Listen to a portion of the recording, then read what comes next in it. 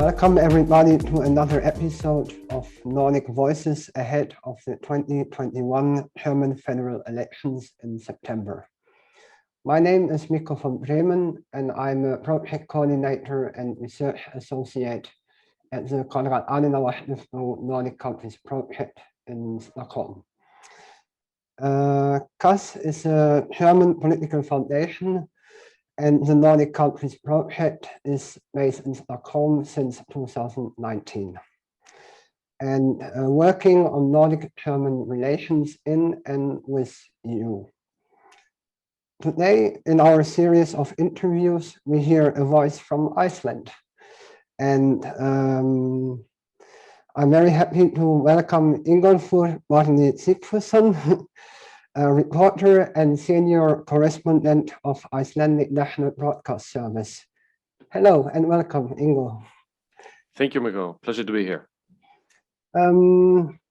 So tell us a little bit about yourself and your relation to Germany. Well, my personal relation to Germany mostly has to do with, apart from 6 weeks as a sort of exchange student of sorts in Bavaria in the 90s, I moved to Germany when I was 21, I guess, to go to university and starting in Göttingen and then moving very quickly to Leipzig, where I spent the better part of 5 years doing my master's in political science, journalism, and Americanistic, as they called it back then, US studies, also working as a journalist, which is what I've been doing ever since. And then I moved back to Iceland because I got a job in Iceland in 2003. But I've tried to keep my German connections and my German language skills sort of up and running. So it's also been it's a definite, say, a competitive advantage when you work in my line of field, in my field, to speak a language that not many people speak anymore, it seems, at least not in Iceland. Yeah, great. Thank you very much. So how much chances do you have in Iceland actually to keep your German language skills up? I mean, are German politics, is it discussed in Iceland, and especially now when you look at the elections upcoming, is it a topic in Iceland? Do you talk about it? Barely. I'd say there is a group of sort of Germanophiles, people who have connections similar to the connections that I have, who are interested in the politics of Germany, who still follow the debate, follow German media and such. But I think sort of generally there's a very, people know Angela Merkel. They may have heard of the CDU and the SPD and perhaps the Greens. But I'd be very surprised if they knew many of the actors who are involved, especially right now. So far, apart from sort of the odd report of Mrs. Merkel being about to retire, there hasn't been much discussion of German politics. There's the odd story about regional election and what that might tell you, but on the whole, reports about the political maneuverings of Germany are both on a local basis, both the sort of the national politics of Germany and Germany on the international stage are very limited. Okay, oh, that's interesting to hear because, yeah, I mean, of course, we also follow Icelandic politics, and we actually made a foreign policy survey in Iceland also. So that brings me to another question, actually, like, how do you see Germany's role in Europe, and how do you see what the role in Europe should be from Germany, from an Icelandic point of view? Well, it's interesting. I think partially the lack of awareness of German politics is because I think the general feeling is that Germany hasn't perhaps assumed the public leadership role within Europe that most even would expect it to.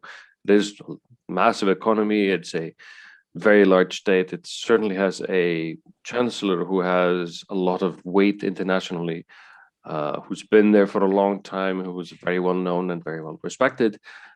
And given that, it's sort of odd that Germany isn't more visibly present and visible as the leader of, whether it's the EU or the Europe as a whole, or at least as the defender of certain values. You know, it's common for us to speak of the US as the leader of the free world and being sort of a beacon of certain values. I think many would expect it, not least after the election of Donald Trump for Germany and Mrs. Merkel perhaps to assume such a role, and it hasn't happened. I think many people would be very happy to see Germany, because I think Germany is generally trusted. It doesn't carry the weight of the past to the extent it did 10, 15, 20 years or more ago. But it seems, for whatever reason, Germany hasn't wanted to step up to the plate, hasn't wanted to assume this role. Yes, we have Ursula von der Leyen as one of the top people, or the top people in Brussels, but that's sort of a different kind of role. Germany as a whole, I think people would assume, would be interested in assuming this role beyond just talking about whether countries in economic peril should be bailed out, like we did in 2010 and 2011, when Germany was sort of more visibly involved in the dialogue. But it's like Germany is shying away, and happily shying away, from assuming this role. Yes, it's interesting to hear. Thank you very much. So you mentioned also like the relations to the US and also in that regard also China, and when you look at the Arctic developments. So looking at the upcoming elections, do you expect maybe after the elections a change or some developments in Germany's foreign policy and security politics when you look at Iceland's position and regarding the Arctic region? I think Germany's role has been, I think Germany was actually surprisingly early in realizing that Iceland might be a good partner to sort of be in touch with. Already a decade ago, Germany was sort of gently but decidedly trying to nudge Iceland into taking a more active role in applying for, or sort of making it clear to everyone here that Germany would support Iceland joining the EU, and there was a clear discussion about the Arctic in that relation. There is no doubt that there is an increased interest, and you could even see potential for conflict in the Arctic region as the ice melts, as the shipping routes become open, as resources become within reach. It's clear that the US is waking up. One would expect this to inevitably mean that Germany needs to take a more active role, although it doesn't really have an Arctic presence because of its geographic location, that it would be more interested in trying to figure out how does Germany, and perhaps by extension Europe, have a more active and clear role when it comes to discussing the future of the Arctic. Do I expect massive public policy changes? Not necessarily. I don't think that's the German way of doing it either. My sense is it's sort of done gently and preferably on a sort of low-key basis rather than by massive public declarations. Judging from the current political debate in Germany, I don't see anything that would tell me that there's something that is about to happen there. Of course, we're a few months away from the election still, so maybe we haven't seen the policies presented that might be interesting. But all in all, no, I don't foresee whoever is chancellor spending the first 2 years in office doing anything massive on a foreign policy level. At least that's not what I expect. Of course, events may change that. But given that whoever succeeds Mrs. Merkel still first has to start by sort of getting that international weight behind him or herself, that takes a while. Takes a little bit of work, doesn't it? Great, thank you very much. Yeah, it's indeed a little bit hard to predict how the elections will turn out, and but one thing is for sure, that Merkel will not continue anymore, so there is definitely a change in that regard coming. So, but yeah, from traditionally the German foreign policy hasn't really changed radically. So I agree with you that regarding the bigger pictures, there might be less significant changes. But let me come back to the security question also, and regarding the relations within the NATO and the cooperation in the NATO. How do you see Germany could, together with Iceland, also like push certain issues in the NATO and emphasize certain challenges also within the NATO? Do you see there are some potential also in the future, or changes maybe? Well, I mean, Iceland is sort of an odd one out in NATO, as it doesn't really have a military. So our role within NATO has always been really just being geographically where we are, which in the Cold War was very significant, and then wasn't very significant, and now is gaining significance quite rapidly. And we see that we have about 45-minute drive from where I'm sitting is the international airport, which used to be a fairly active military base and then was shut down about a decade and a half ago, and has seen in the last 2 years a fairly significant expansion of activities, notably when it comes to submarine sort of tracking. They have P8 submarine trackers over there, and there's increased infrastructure, there's increased traffic, there's just an increase overall in the still somewhat minuscule military significance of Iceland. We haven't really seen anything particularly German in that relationship. There may have been some air policing a couple of years ago, but otherwise, it is a dimension that Iceland is sort of trying to figure out what it should do with, what are the practical implications, the roles, challenges, the risks involved. I don't know to which extent Germany would be a partner in the discussion there, but it's clear that the North Atlantic Treaty Organization is at a place where it has to perhaps focus again on the North Atlantic again, whereas that area was for the brunt of a quarter of a century not of huge significance because there was just nothing happening, and that is changing quite rapidly, and that will no doubt impact Iceland and also Germany. And perhaps it'll be a bigger discussion when it comes to the security sort of aspirations of the EU versus NATO, which will both continue, or will one wind up taking over the role of the other? If NATO sort of fades away in some respect, and judging from some of the statement of leaders on both sides of the Atlantic, that seems to be what some would expect to happen as the EU's security and international cooperation role expands. That'll be an interesting situation for Iceland, because Iceland relies on NATO. It doesn't really have anything else, and doesn't have a security agreement or partnership of any shape that I'm aware of with the EU.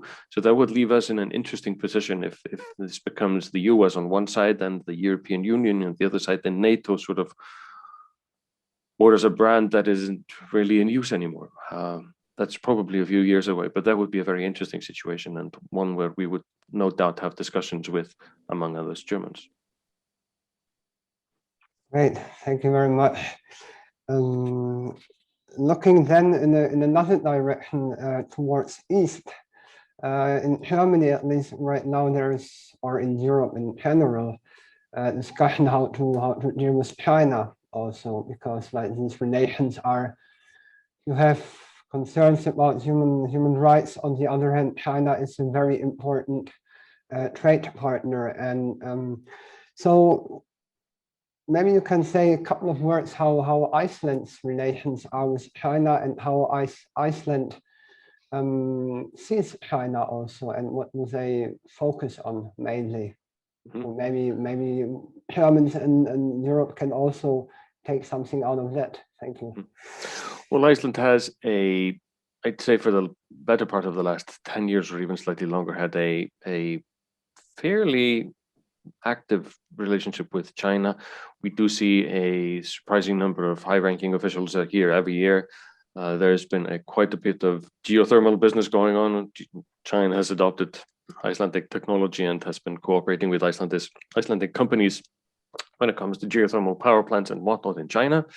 Of course, Iceland is a potential port for Chinese ships to basically arrive in Europe when they eventually do sail over the polar region to deliver their goods.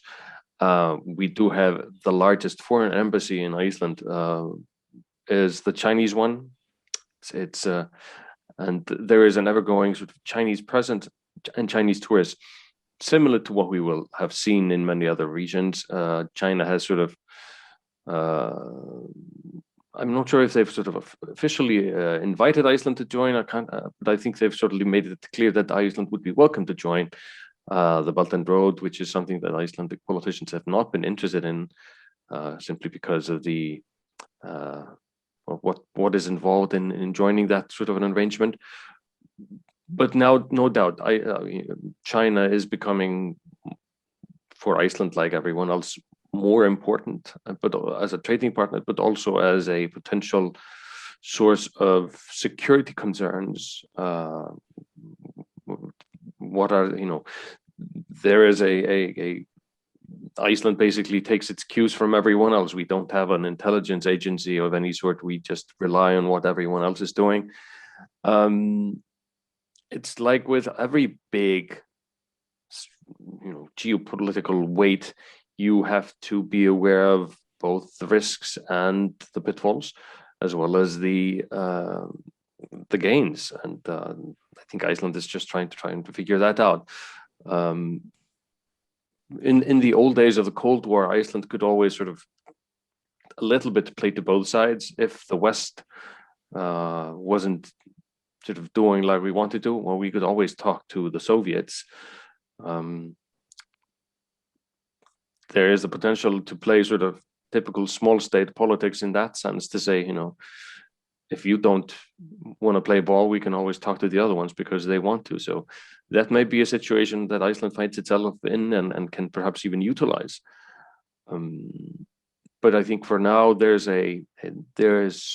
healthy skepticism, but also a willingness to have a discussion with the Chinese about what they're interested in doing. Great, thank you very much. Yeah, I think a rational approach is in that sense very healthy, and we will see where it will develop. I mean, definitely China will play a major role also in the future. So interesting times. Certainly. Maybe to come a little bit back to you and your work. What has been your focus lately, and what are the questions in Iceland? Keep you busy, so to say. Well, I've been doing what I do in some shape or form for 25 years, I guess. 1999 is when I started as a freelancer from Germany back at that time.